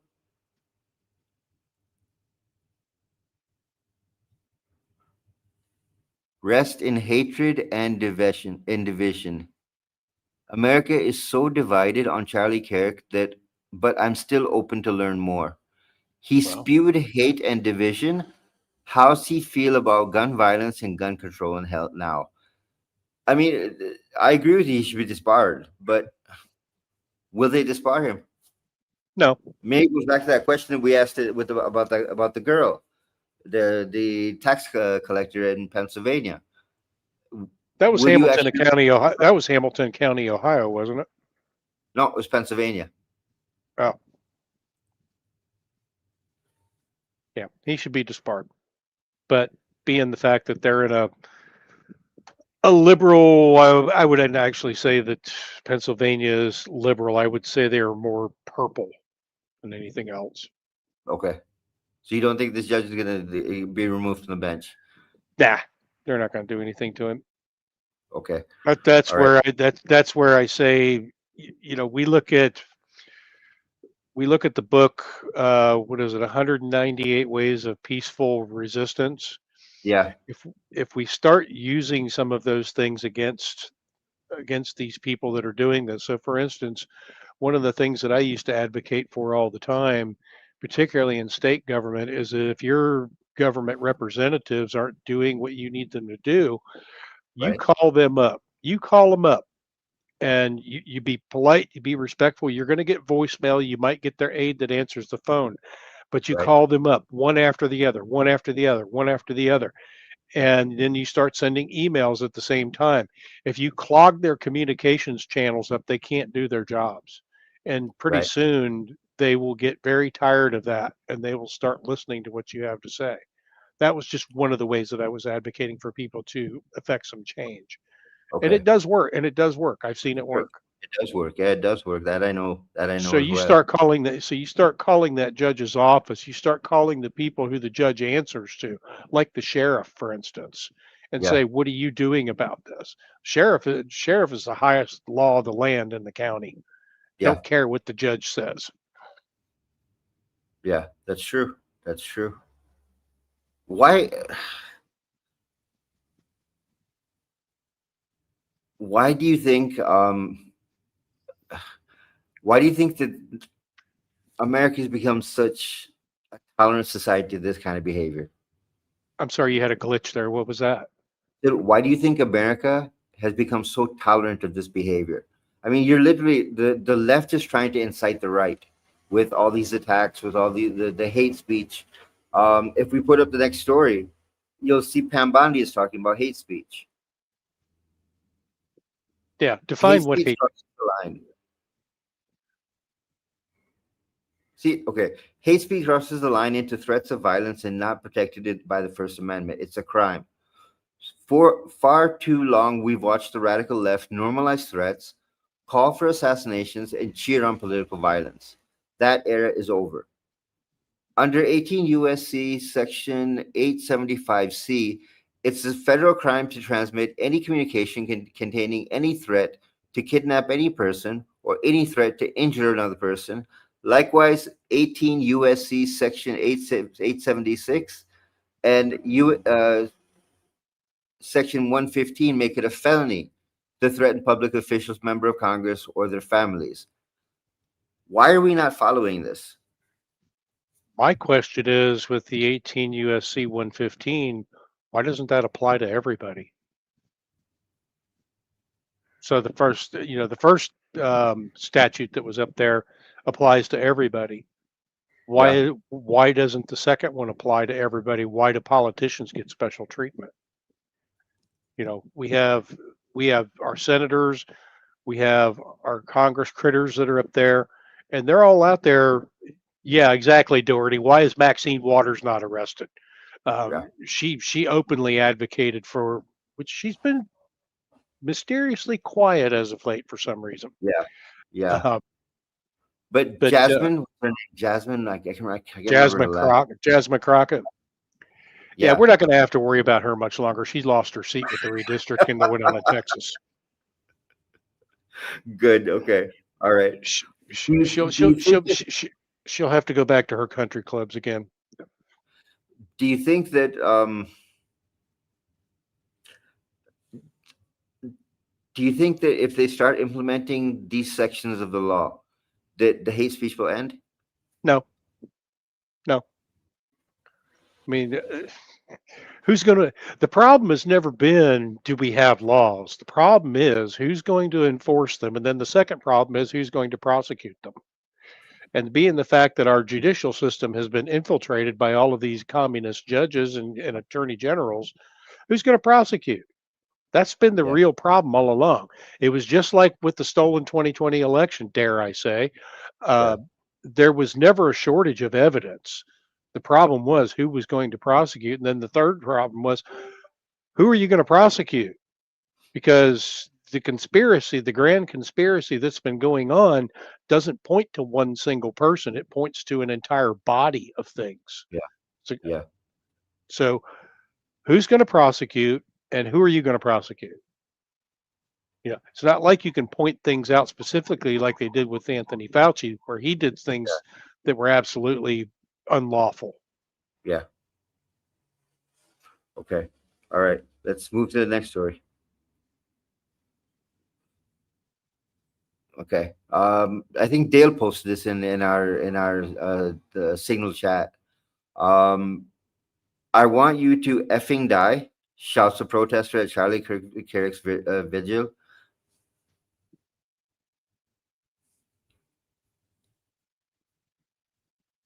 After NYU College Republican President Ryan Leonard offers a prayer of salvation. How long are we going to tolerate this stuff? I mean, we saw the celebration on social media.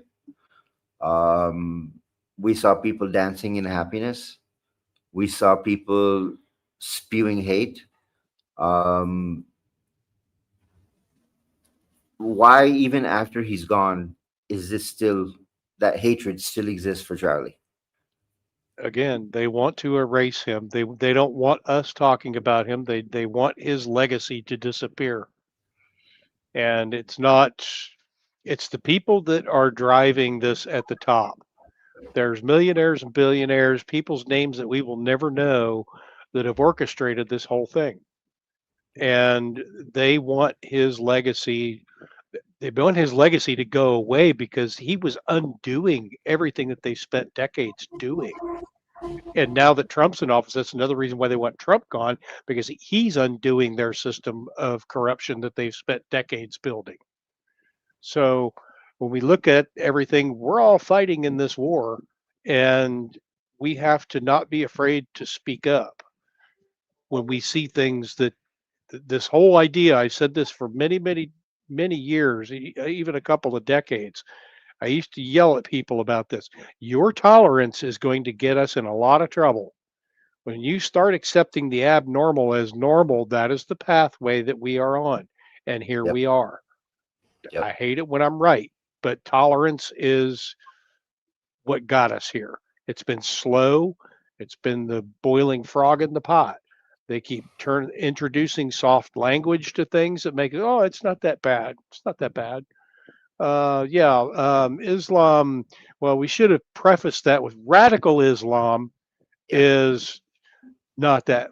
If you use that word radical in front of Islam, people would have understood that. But you had people like that gerbil brain Bush was going out there saying, "Oh no, it's a religion. It's a peaceful religion. It's mostly peaceful religion." Well, what did we hear during the 2020 era? Oh, yeah, mostly peaceful protests. Yeah. While the cars are burning and the cities are burning in the background on CNN. Yeah, that's peaceful. Okay. Yeah. Stop being tolerant. Okay. That's my next question.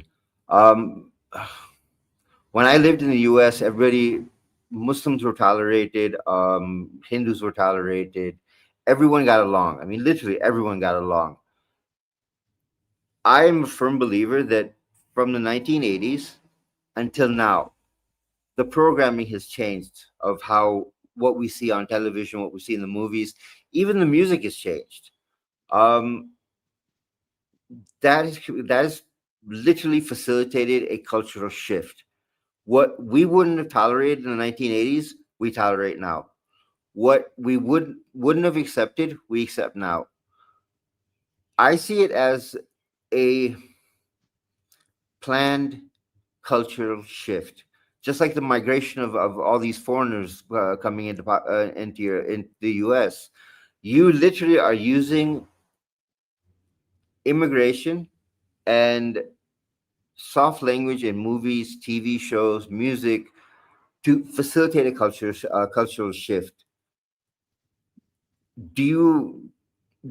How do you change that? Because you don't have control of movie studios, you don't have control of TV channels, and the people that control it have billions of dollars. How do you get them to play along? We have control of the movie studios. We have control of the TV channels. It's called the off button. When you stop patronizing these things, just like we saw with Cracker Barrel recently. Oh, that was great. When you stop patronizing these things and start voting with your money about what you're going to tolerate and what you're not going to tolerate, that's when they listen. Because all of these things are facilitated by people that have money. Yeah. And what do people that have money want more than anything else? More money. More money. Yep. So when you start taking that money away from them, then they start to say, "Hey, these people, they're not putting up with this," and that's how you gauge your tolerance. That's how you gauge the tolerance level of a country. Turn it off. We cut the cable. We cut our cable. We don't watch any of that crap. We watch what we want to watch. Right. And as far as the cultural shift goes, the other portion of that has to happen is we need to bring back morality into the lives of our kids. We need to start living the example that we want them to be, Yeah. and bring God back into schools. Bring the Bible back into school.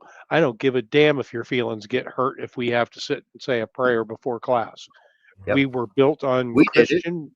We were built on Christian values, not the values of any other religion. I don't care if your feelings get hurt. If you're here and you're from another country, you're a guest in this country. You are expected to abide by our rules. We Yep. don't abide by yours. That's the position I hold as well. That when you move to a foreign country, you follow the rules of that country. You don't try and impose your rules. This is why I get so angry about this. You move to a country, you think that people are going to do what you want, what you expect them to do. They end up going there and they start going, no, I want to change this. I want to change this. I want to change this. It's not your place to change it. It's not your country. Well, that's where they realized that, and that's why they started pushing people into government, because they understood that government was the way that things got changed in this country. Yep. And that's the other problem too, is we need to get all of these people that are not here or not in our government for the best interest of America. Right. Like Ilhan Omar, Rashida Tlaib, and I'll even say AOC. She needs to go too, which, by the way, she's getting ready to get into some hot water here shortly as well. Good. And let's go to the next story. Okay. I think it's a video. Yeah. This is President Trump answering a question about Antifa. If it plays.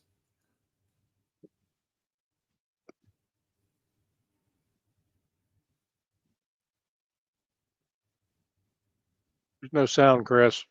No sound, Chris.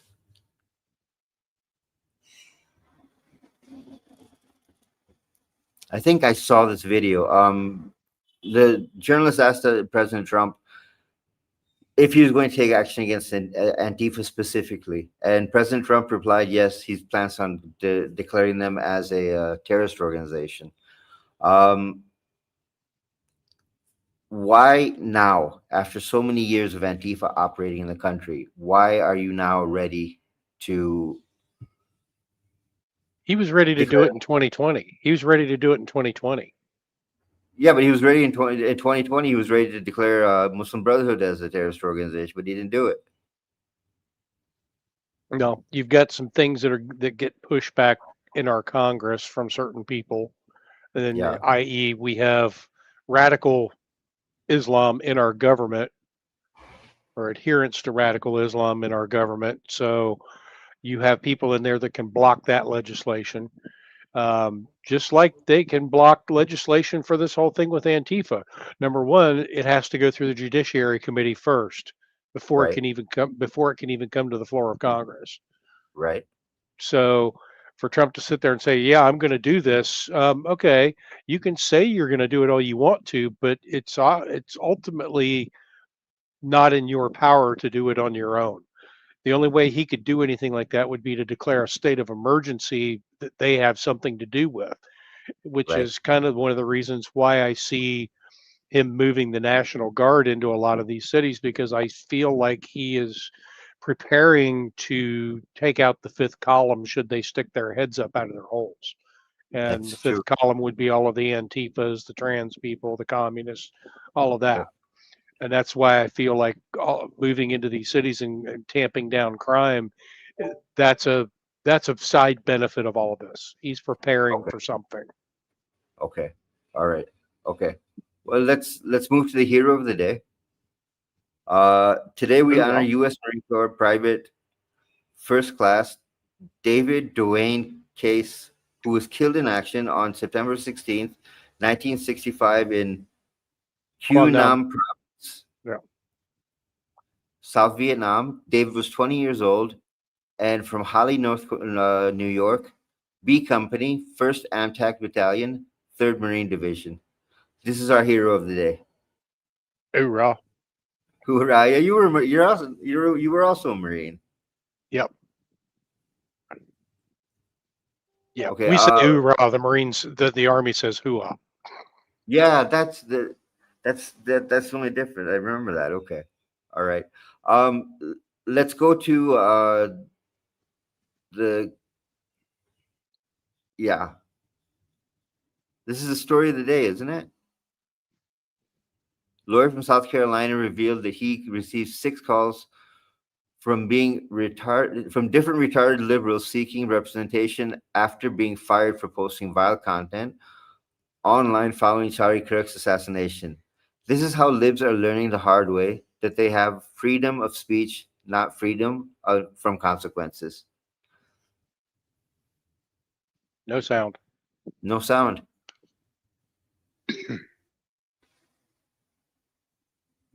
No, I remember a phrase when I was still living in the US. They used to say, you have freedom of speech, but you don't have freedom of what happens afterwards. Yep. And that always stuck in my head that, be careful what you say, because you may get stuck with what you said. It's like our parents used to say, if you don't have anything nice to say, keep your mouth shut. Yep. No, it's like we say in our programs as well. God gave you 2 ears and 1 mouth. There's a reason for that. Yeah, exactly. You want to go through the conflicted question? Sure. Here we go. Okay, guys, if you haven't done it already, hit that thumbs up or like button and let's get moving. In a post-apocalyptic society, modern and technological work is, I'm going to rephrase this. In a post-apocalyptic society, modern and technological work isn't immediately available. What do you think you could offer a community in exchange for food, water, and shelter? There is already plenty of security and caretakers in these groups. What skill would you offer and why would they need it? This must be a skill that you currently have. Go ahead, Khalid, answer the question. Okay. What skill would I offer? Okay, I know how to fix a car. I know how to do carpentry work. I know how to hunt. I'm a pretty good cook. I've got a lot of skills to offer, but I think the best thing would be is if I could build something. If I did the carpentry work, that's a skill I would offer, because you can build houses, you can build tables, you can build furniture. So I would offer the carpentry skills. I'm like you. I got all kinds of things I can offer, but Yeah. where we talk about security, I can make weapons. I'm a blacksmith. Really? Yeah, I can make weapons. I'm gonna see you when I come to the U.S. So yeah, I make knives primarily, big knives, not and some smaller ones, but yeah. Plus the fact that being a blacksmith or a bladesmith, you have the ability to make other tools for people. If somebody got a shovel or something that they need to have repaired, or you need a digging implement or something like that, or you need to have something for your tractor rebuilt, then I'm the guy to see, because I can work with metal. So cool. Okay. I think we've got one more story. we do. No, I think we're all set. Yeah, Until tomorrow, we'll be back with the long war again tomorrow. I have stumbled a little bit because this is my first time running the show, and this will get better. But like, share, and subscribe. Yeah, and we'll see you. We'll see you tomorrow, and enjoy the video. Donald Trump and the MAGA Republicans represent an extremism that threatens the very foundations of our republic. It's called stochastic terrorism. The term sounds complicated, but the meaning is simple. Stochastic means random, unpredictable, but statistically inevitable.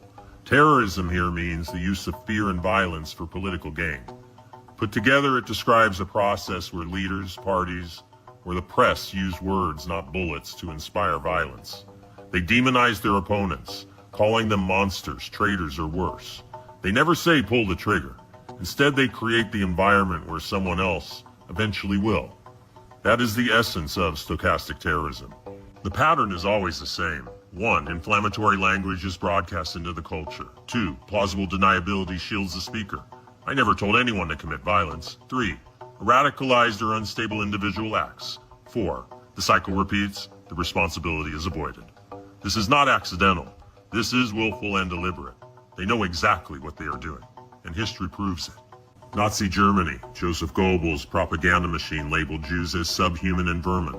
The German people were told these neighbors were a threat to society itself. Violence became inevitable, and millions looked the other way. Rwanda, 1994. The radio station RTLM called the Tutsi minority cockroaches.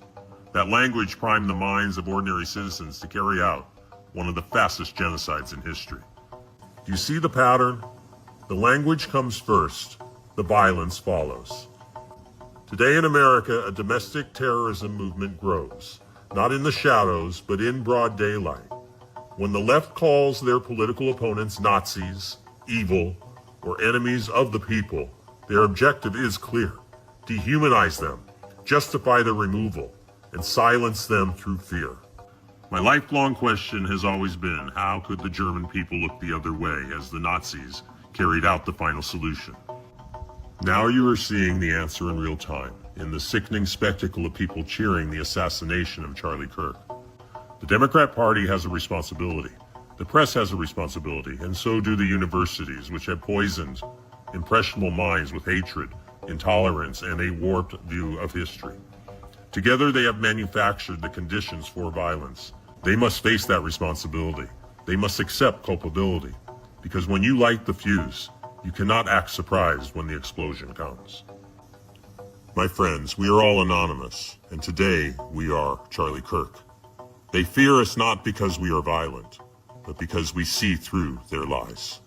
We have a Timo Hitler in the White House right now. I just want to say that I have never promoted violence whatsoever.